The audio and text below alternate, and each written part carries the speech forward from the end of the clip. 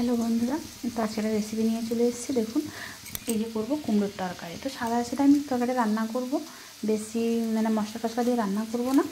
যে রান্না করব আমি এই যে তেল গরম হয়ে গেছে, দিয়ে দেবো তেজপাতা আর পাঁচফোড়ন আর একটু কালো সরষে। তো কুমড়াতে একটু কালো সরষে দিলে ভালো হয়, কিন্তু কালো সরষে দিয়ে দিই। দিয়ে দিয়েছি, সবজিগুলো তুলে দেবো। নাড়াচাড়া করে নিয়েছি।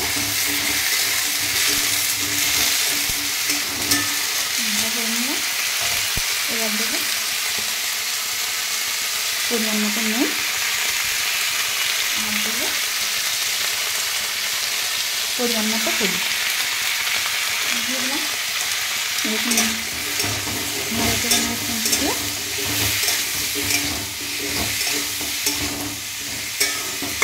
এই নাড়িয়ে নিয়ে ঢাকা দিয়ে দিব।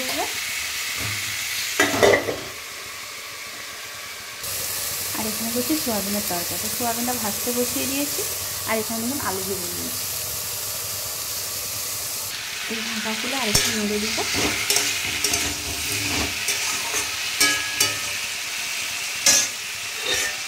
ঢাকা দিয়ে দিলাম। আর এই দেখুন বন্ধুরা, এখানে সোয়াবিনটা ভালো করে ভেজে নিয়েছি আমি। আর সোয়াবিন ভালো মতন না ভাজলে গন্ধ ছাড়ে, ভালো লাগে না। তো যেহেতু নিরামিষ, আমাদের একটা শনিবার নিরামিষ রান্না হবে, সেই এই লাল লাল করে ভেজে নিয়েছি। আর এখানে বসে দিয়ে বেগুন ভাজা।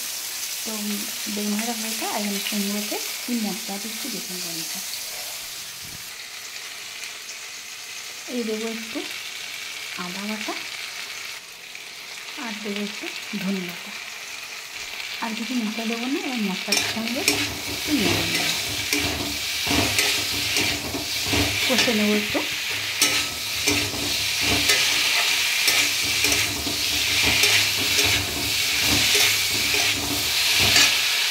এই যে বন্ধুরা, এখানে দেখুন বেগুন ভাজা হয়ে গেছে, আমি তুলে নেব।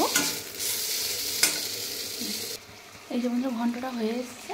এবার আমি একটু নামানোর সময় একটু এটা চিনি দিয়ে দেবো। তো ঘন্ট হয়ে গেছে, দেখুন ঘন্ট হয়ে গেছে। এবার না, এখানে দেখুন বড়ি ভেজে নিয়েছি লাল লাল করে, একে নামিয়ে। আর এখানে দেবো কলমি শাক। এই যে কলমি শাক ভাজা।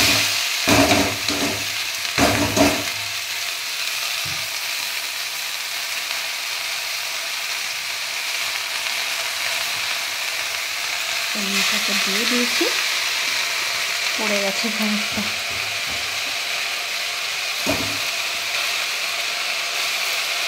দিয়ে দিচ্ছি এখান থেকে পরিমাণ মতো লবণ, পরিমাণ মতো লবণ দিয়ে দিলাম। দিয়ে দেবো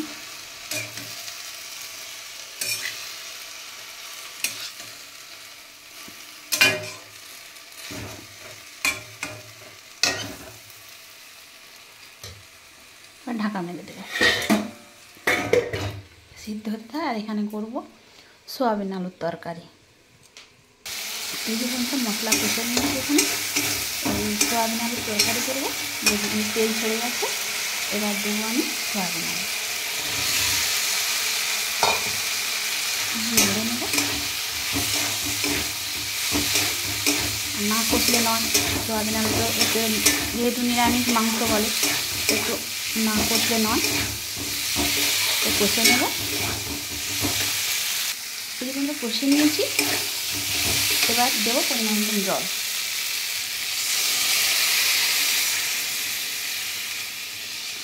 দিয়ে দিলাম।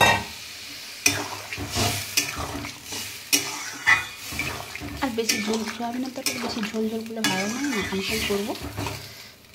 এই আর এখানে দেখুন বন্ধুরা, শাকটা সিদ্ধ হয়ে গেছে। তো আমি একটু জলটা শুকিয়ে নিব শাকের। একটু খুন্তি দিয়ে নেড়ে দিলাম, মিলিয়ে দিলাম।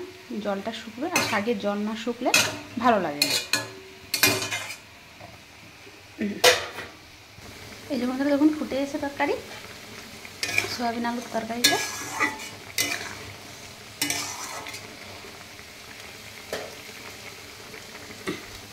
এই যে দেখুন বন্ধুরা তরকারিটা হয়ে গেছে, আমি নামিয়ে নেব। আর এখানে এই যে শাকটাও হয়েছে, সমড়ে দিই। এই যে দেখুন বন্ধুরা কড়াইতে তেল দিয়ে দিয়েছি, এবার দেবো শুকনো লঙ্কা আর দেবো একটু পোস্ত।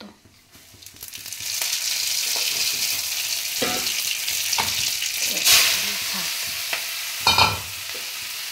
পোস্ত আর লঙ্কা দিয়ে শাকটা বানাবো, আমার শনিবার নিরামিষ প্রথমেই বলেছি, সেই জন্য। তো কেমন হয়েছে বন্ধুরা বলবেন।